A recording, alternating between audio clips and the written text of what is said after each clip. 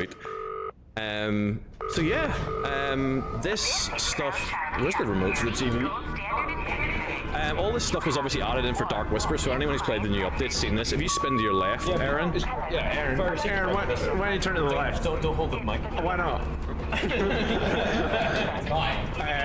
Was I supposed to say something about this? Yeah. I mean, yeah, these are all the posters that I made. Of course, all of them tie in some way to the game itself. Aaron's looking right now at that Alice Pickman's Symphony of Ascent. Which, how great does that look? Well, I was going to say, if we debug cam, you can actually see Fergus in the game as well. No, I don't want to give that away. No. That was supposed to be a secret. There's nothing here. This is the Lost Cat photo. Obviously, you could grab it and move it out. Obviously, a reference to the Black Cat update. Well, hey mate, we don't even have to look at it at all. So Fergus, just ignore it. Fergus was asked to make a poster, and no one checks on me for what I make. No. Oh no, it's all one object. You can't. What a shame. That's a shame. No, there's no way. There has to be a way in there. We could just search with text. I think we could ignore. Join the Discord. Hold on a second. I mean, yeah, of course. Yeah, so if you can join our Discord right now. I mean, how many members are we up to, Lottie? It's called the board. What, excuse me? There's 24,000 people. What? Yeah. Right, well, if you want to be the 24,001st person in our Discord, where we got a bunch of people. There you go. It's not showing at all. No, it's not. I think we can move on, guys. I think we're spinning on this bit. There we go. Yeah, I mean, there was a poster in there, but it's got Fergus's big smiling face with his big thumb and my cat photoshopped onto it. Yep. For Tony's as well. Greg, can I get one? Oh, focus. Yes, please. Oh! One hot and spicy. I love how you realised how much people are on our Discord. Yeah, I didn't. I knew it was a big number. I just know 24,000 people. That's pretty crazy. Also, so out of those 24,000 people, does anyone want to see a Pepper Tony's chapter after their next chapter? Is that currently, Greg? You're talking about that, and you wanted one.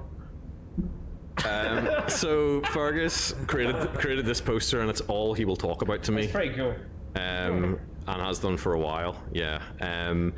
You also wrote a bunch of stuff on that page there that was never checked by anyone, and we just submitted the game with it, so thank goodness you didn't say anything terribly offensive. Yeah, I will say, actually, to give another bit of a secret, for the Babysitter Wanted poster, the numbers that are on it was originally Greg's phone number that I used as placeholder text, and got very scared that I didn't change it in time for going live, but I think it's fine. I'm sure it's nowhere in the source code. Yeah, brilliant. Right, let's move on. So this is, where the hell are we? We're in the very, very start of the game. Yeah, it's the start of chapter 1, isn't it? You need to put a microphone on if you're asking questions and speaking. I do. No, this is the start of the Grey Sheep chapter, is what we kind of call it. So yeah, this is like the first time we ever did a tutorial, which is actually something me and Aaron have been talking about adding to the game for a very, very long time, because it's a pretty simple game, but we never actually teach anyone how to play it. Ross, I think you actually did most of the work in the tutorial in this, didn't you? Yeah. It's all a blur. Yeah, just yes.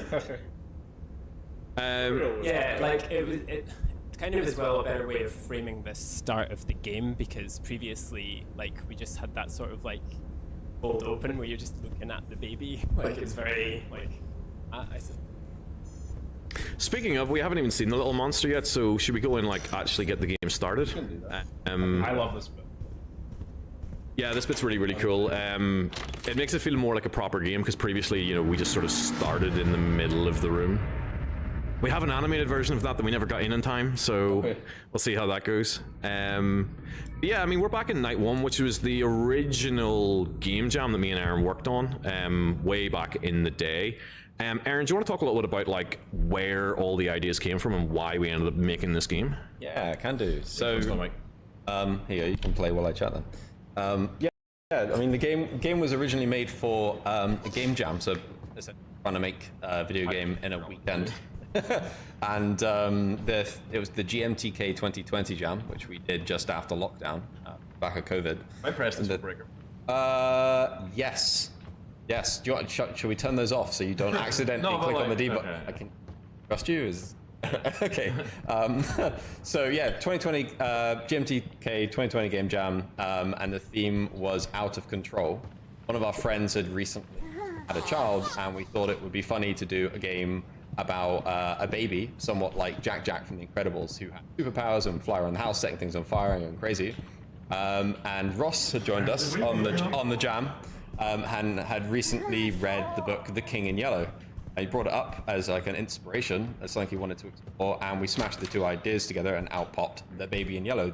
I think the title came pretty early in development, didn't it? Like the first day, and we just ran with it. I think Ross and I sat down and sort of spec'd out the whole first 3 nights on paper of what all the objectives were going to be, how the game flow was going to work. I think we did that in the first 6 hours.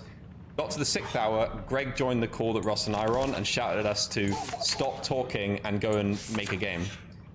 So we did that next 2 days, smashed it out, and yeah, I know, right? Yeah, it was. Greg had to come and whip.